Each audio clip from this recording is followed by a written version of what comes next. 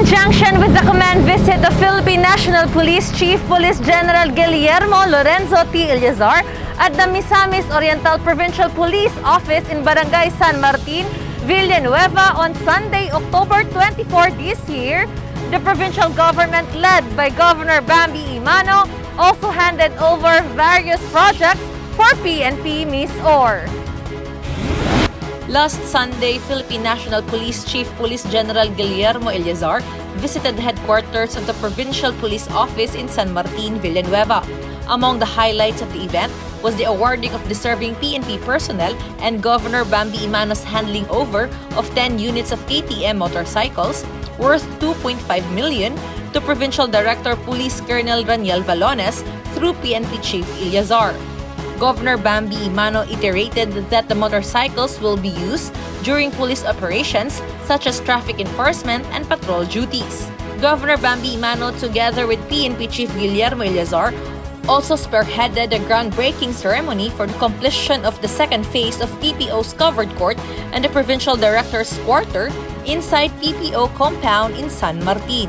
4 portable toilets were also turned over by Governor Bambi Emano that will be placed at every checkpoint in the province. Concurrently, PNP Chief Eliazar lauded the efforts of Governor Bambi Emano for his untiring support to the uniformed men of Misamis Oriental. In behalf of the PNP, I would like to extend our appreciation and gratitude to Governor Bambi Emano. Naiintindihan ang pangailangan ng ating PNP para ito'y maging malakas at maging kapartner ng nila sa ating pagtataguyod ng katahimikan na kailangan ng ating karang develop. A plaque of appreciation was given to Police General Eliazar for his distinguished leadership in the PNP. Present during the event were Sangguniang Panlalawigan board members headed by Vice Governor Jigjan Pilaez, municipal mayors, and PNP personnel, among others. During the event, personnel from Assistant Provincial Administrator's Office assisted in the distribution of food and services to PNP personnel. The office also continued its duties and functions as the backbone of the whole operations under the Governor's administration. Meanwhile, Provincial General Services Office installed and pulled out tents used as a shelter for temporary accommodation for both PNP personnel and the PGMO working team. Clarice Enterina, PIO. Guarantee paired with security, this is the essential foreground of Governor Bambi Emano's administration, filled with his nurturing and excellent public service. Guarantee paired with security, this is the essential foreground of Governor Bambi Emano's administration, filled with his nurturing and excellent public service. The 80th Virtual Weekly Flag Raising hosted by the Provincial General Services Office has been momentous in highlighting the numerous successful turnovers stemming from Governor Bambi Emano's transparency in governance. The fruition of the said endeavor are as follows. Giving of awards to Agri-Fishery Council members in line with the commemoration of the World Food Day or AFC Emeritus Awards with cash incentives worth 1,000 pesos per year of service to all of Misamis Oriental's 67 PAPSI and MAPSI chairpersons in recognition of their solid efforts and support to the agriculture sector. Awarding of plaques of appreciation and cash incentives totaling 562,500 pesos to 1,125 employees from PGMO frontline offices, personnel composed of PHO, MOPH, PROVET, PESO, Provincial Tourism Office, PDRRMO, and PSWDO for their relentless support in combating COVID-19 and ASF. Blessing and turnover of the newly acquired provincial government vehicles made up of 16 ambulances and 8 units of utility vehicles for the 8 provincial hospitals of Misamis Oriental, amounting to a total of 49,516,000 for the strong implementation of healthcare services benefiting all Misamisnans. The governor is actually looking into the healthcare system of the province. Be it that he's already living, but still, he made it a point that he will live in a very good way.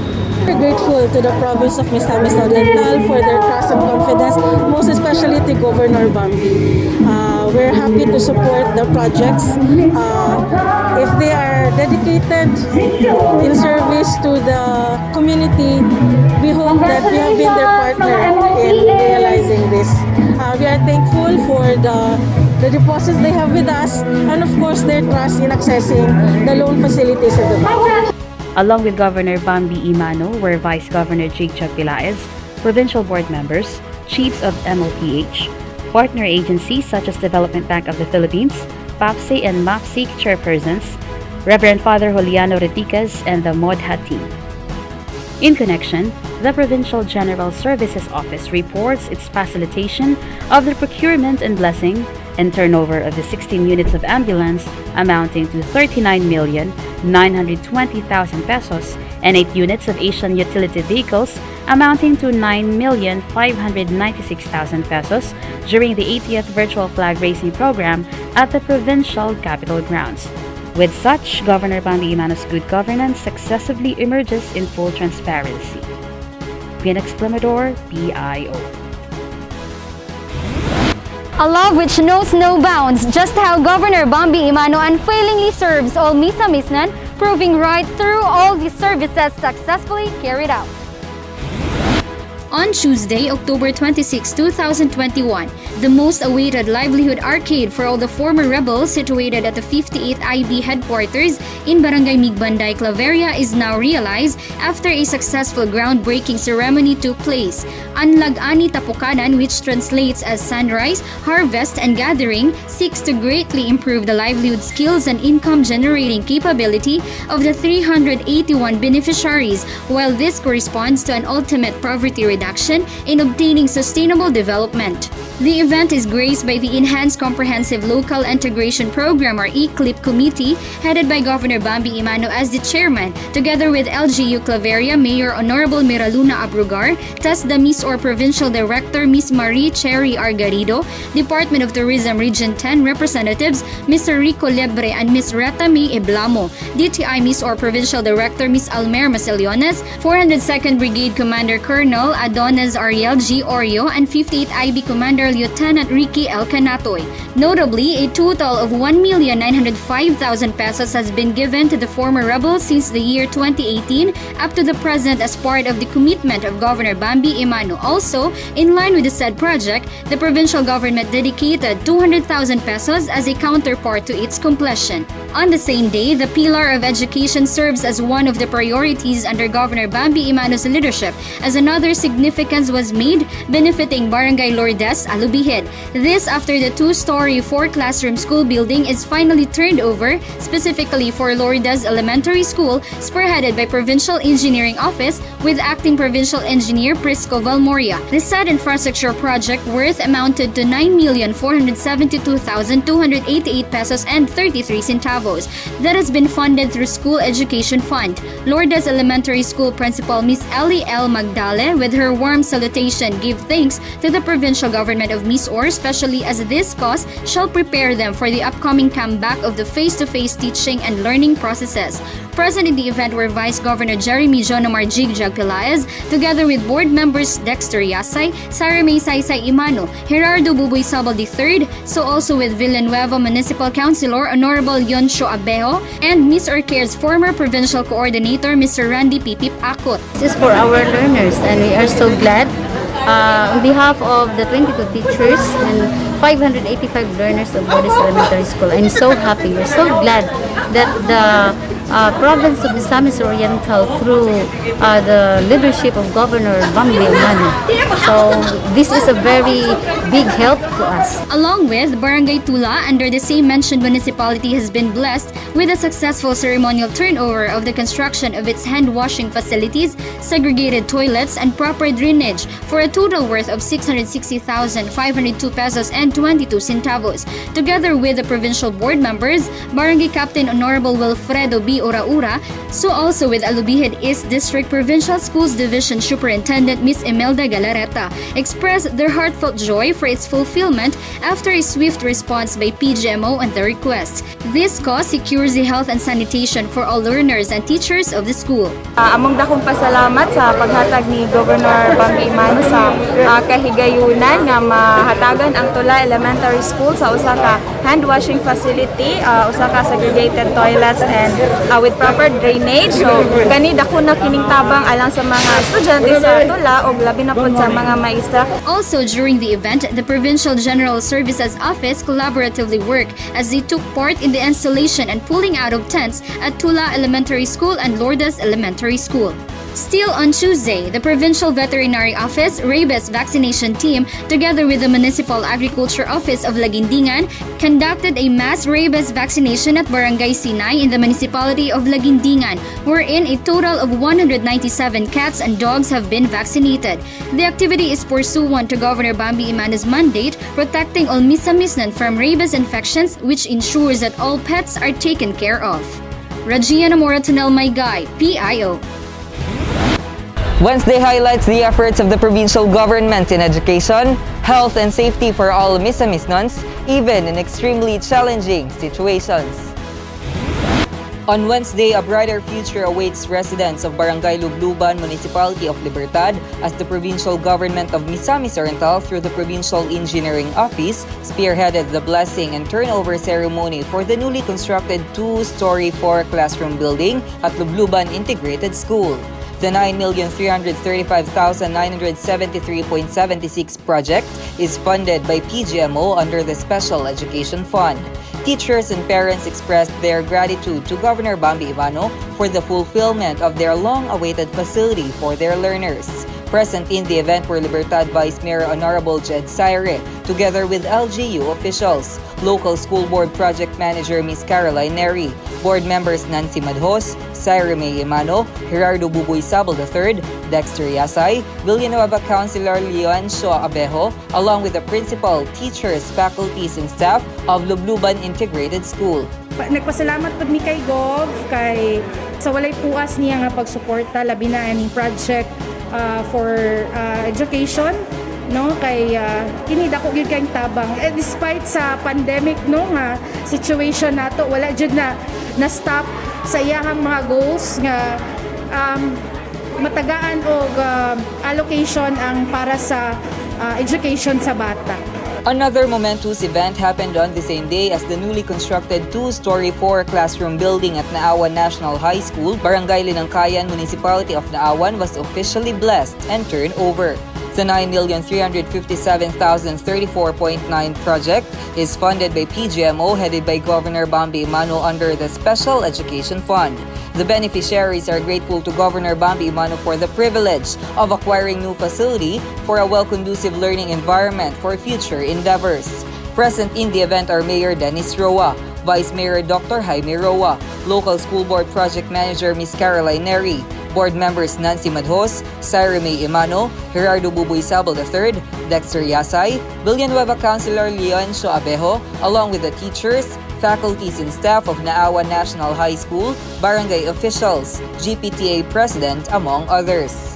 Daghan ako kaya akong pasalamat na ang Naawan National High School isa sa naka-benefit sa project ni Governor Bambi Emano. Rest assured na ang building amo gyud ang atinong dako kay makatawang na siya sa tulunghaan, no, sa komunidad, especially sa mga kabataan o mga sa Naawan National High School. In another development, the PDRRMO facilitated the turnover of one unit Bambi cab to Barangay Mantangale, Balingwan. Representing Governor Bambi Emano were Provincial Board Member Wayne Militante and Leonard Winstanley.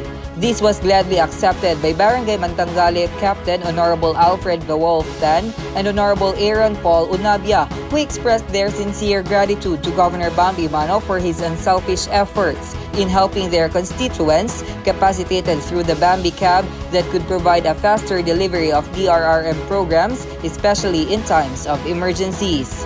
This admirable effort of Governor Bambi Emano is just a reflection of his dedicated effort to help the people of Misamis Oriental in line with his slogan, Kung taga-Misor ka, secure ka. In another story, the Provincial Health Office Nutrition Division partnered with the Provincial Social Welfare and Development Office for the turnover of multivitamins for wasted children in the municipality of Calisayan and the Provincial Agriculture Office for the distribution of assorted vegetable seeds called Peanut Best. The office also released the third quarter honorario worth 3,000 pesos each to barangay nutrition scholars in the municipality. The activity is in response to Governor Bambi Emano's mandate to implement appropriate nutrition interventions as key to attaining good health for all Misamis Nons. Still on this day, the provincial IATF headed by Dr. Jerry Kalingasan conducted an outdoor vaccination at the provincial capital grounds where Pfizer vaccines are placed inside a dental bus with a room temperature of 25 degrees centigrade. This is in preparation for the implementation of mobile immunization using Pfizer vaccine all over the province to further strengthen the provincial IATF's campaign against COVID-19. And lastly, the Provincial Disaster Risk Reduction and Management Office responders quickly responded to affected areas in Barangay Malanang Upol and some areas in Cagayan de Oro City due to flooding brought by heavy rains. PDRRMO responders immediately went to the flooded areas to help rescue the residents, evacuate in a safer place. The team also remained alert by monitoring weather disturbances to keep updated and be able to do their duty to protect the people. Raymark Simania, PIO. The provincial government of Misamis Oriental has done an exquisite job in delivering immediate aid as a response to families greatly affected by the sudden flooding. On Thursday, the Provincial Social Welfare and Development Office and the Provincial Disaster Risk Reduction Management Office, headed by Mr. Fernando Sotsot D, spearheaded the distribution of food packs to families affected by flooding that occurred the night before due to heavy rains. A total of 240 affected families were given 5 kilos of rice and 4 canned goods as an immediate response from the provincial government. Additionally, on Thursday, the Provincial Agriculture Office congratulated the ABE Group of Hingoog City, headed by the ever-dynamic engineer Melito Ampatin, for the successful conduct of information and orientation for the ownership registration of agricultural and fishery machineries and equipment. Hingoog City has become the first LGU in Misamis Oriental to launch RAFMES. RAFMES is a web-based information system that will be used for the registration of ownership of agricultural and fisheries machinery and equipment by the city and municipal agriculture offices. Moreover, the Provincial Disaster Risk Reduction and Management Office attended the Misamis Oriental League of Disaster Risk Reduction and Management Officers meeting held at the Penthouse Hingoog City Hall. The League discussed matters on disaster risk reduction and management programs that would strengthen their delivery of services in their respective areas of responsibility. The activity was graced by Director Antonio B. Sugarol, Regional Director Office of Civil Defense, Regional Office Number 10, and gave his guidance to the group in the implementation of their respective plans, programs, and activities. As Regional Chairman of the Northern Mindanao Task Force on COVID-19, he thanked the group in their continuous and tireless efforts in helping their local government units in fighting the dreaded coronavirus. Furthermore, the province of Misamis Oriental was one among the 4 LGUs in the country that was featured by the ECCD Council because of its strong and unwavering support in the implementation of center-based program conducted in an alternative venue, or CBPAV. CBPAV is an alternative learning modality implemented by the ECCD Council, which was strongly supported by Governor Bambi Emano and other ECCD stakeholders in the province to ensure that the ECCD services in the province would still continue to be delivered and that the children ages 0 to 4 shall still be provided with quality early education despite the current pandemic.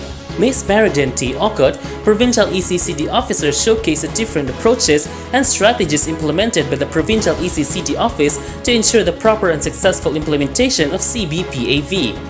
Other LGUs who were featured by the ECCD Council, along with the province of Misamis Oriental, were the city of Mabalacat, Pampanga, Municipality of Gubat, Sorsogon, and Municipality of Manapla, Negros Occidental. Danny Vertidazo of Shama Jr., PIO. The provincial government of Misamis Oriental, under the excellent leadership of Governor Bambi Emano, unceasingly makes efforts in extending goods and services for the welfare of all Misamisnan. On Friday, October 29, 2021, the provincial government of Misamis Oriental, through the Provincial Social Welfare and Development Office, headed by Mr. Junley Mar Abella, spearheaded the turnover of financial assistance to 86 beneficiaries from the municipality of Taguywan. In total, residents from the Barangay Poblacion and Barangay Santa Cruz received 215,000 pesos, with each of them received 2,500 pesos.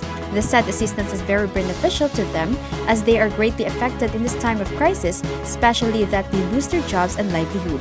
The beneficiaries were very grateful to Governor Bambi Emano for the assistance they received from the provincial government. Present in the event were board members Dexter Yasay, Sairimi Emano, Gerardo Sabal III, along with the Municipal Councilor of Villanueva, Honorable Leoncio Abejo, Attorney Nadia Emano Elipe, Kagawad Armando Pumar, among others. Salamat kay sa tanan, dako kay tabang sa ako. Dako kay tabang sa ako, isip sa akong panginabuhian. Ako na ning magamit akong financial assistance is pagpalit na ko sa akong plano nga magpalit ko bigkahan. Putuhan sa balanghoy. Salamat kayo. Go Bambi. Jane Salimbao, PIO. The consolidation of accomplishments by the provincial capitals, offices, and departments, backed by Governor Bambi Emano's stewardship, emancipates genuine public service to the people. To start off, several disbursement vouchers and payrolls were received and were pre-audited by the Provincial Accountant's Office this week. It has released 463 vouchers and cash advances to the Provincial Treasurer's Office, as well as 243 payrolls to the Assistant Provincial Administrator's Office for further processing. In addition, it has issued 48 net take-home pay certifications and 167 accountants' check advices during the week. The Office of the Provincial Accountant has also processed immediately all the payrolls for the partial payment of the Productivity Enhancement Incentive worth 2,000 pesos for all the permanent and casual employees, as well as 1,000 pesos for the job orders. This partial incentive is given by Governor Bambi Emano to be used by the employees in All Souls Day.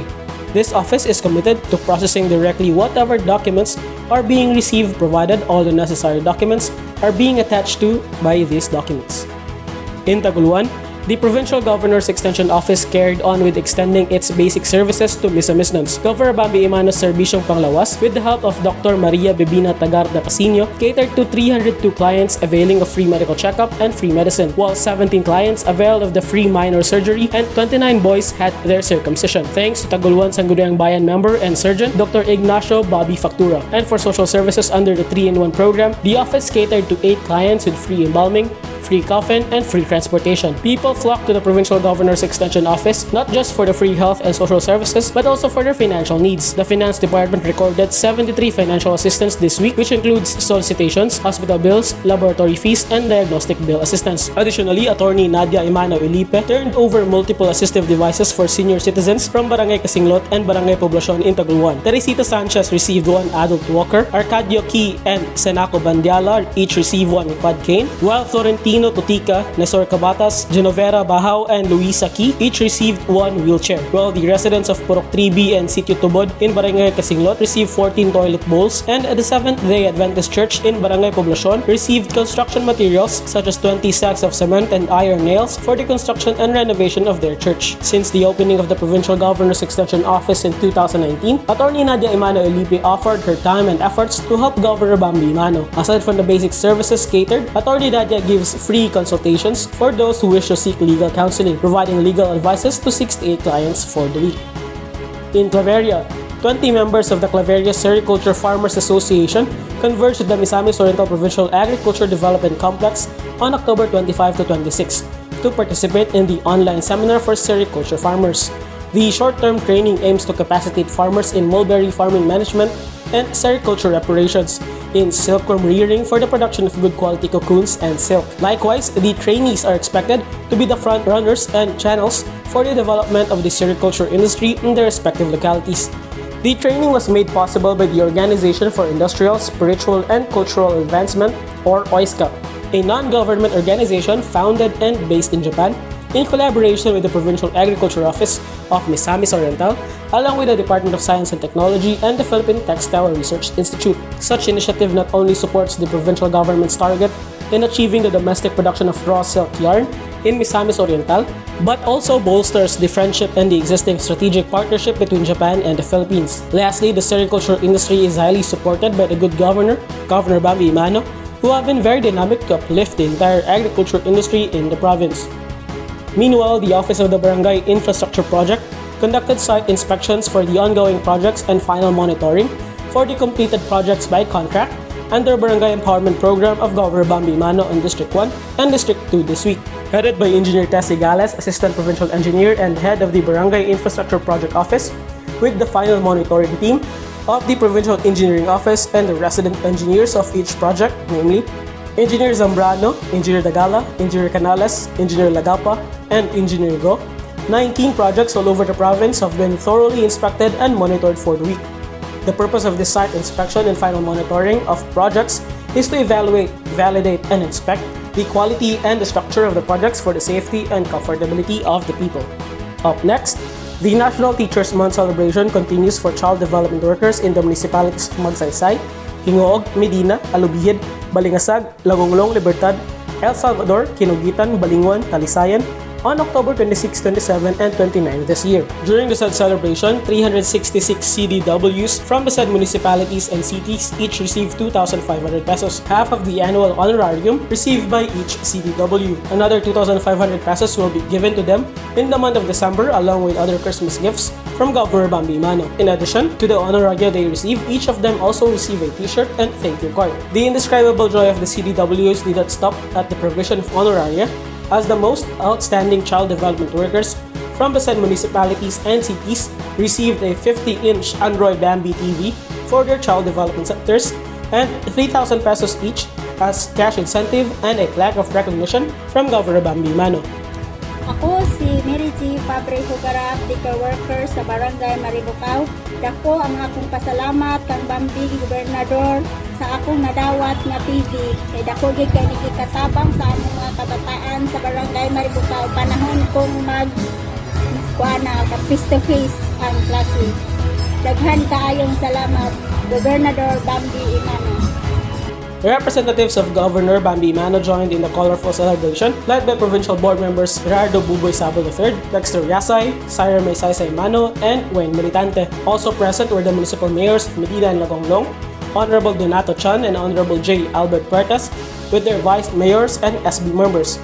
Also present are the city and municipal social welfare and development officers and ECCD focal persons in the said municipalities. And for the Provincial Health Office's expanded program on immunization, although the entire province has continued its vaccination rollout at the barangay level, Dr. Jerry Kalingasan's initiative culminated in a simultaneous mass vaccination for COVID-19, performed by all 23 municipalities and 2 cities of the province on October 26 and 27.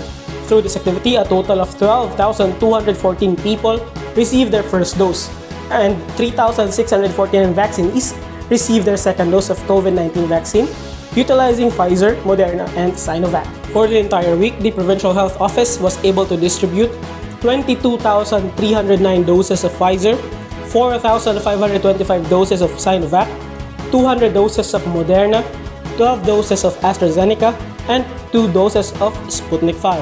PHO also swabbed 36 individuals, and the PHO clinic served 28 patients, 3 of whom exhibited influenza-like illnesses, 3 requesting medical clearance, and 18 for other reasons seeking medical consultation. And on October 27, 93 people were also screened by the team for vaccination. For its Animal Bite and Treatment Center, 59 patients were served, 20 of whom are new cases. PHO's Mental Drug-Induced Psychosis program also served 26 patients with 3 new cases for mental health. While for the entire week, PSWDO, headed by Mr. Julie Marabella, turned over 5 sacks of rice to individuals affected by COVID-19 at Poblacion Vitagum, which was received by Ms. Melacel Baculio. The office also turned over 372 food packs to individuals affected by flood at Igpit, Opol.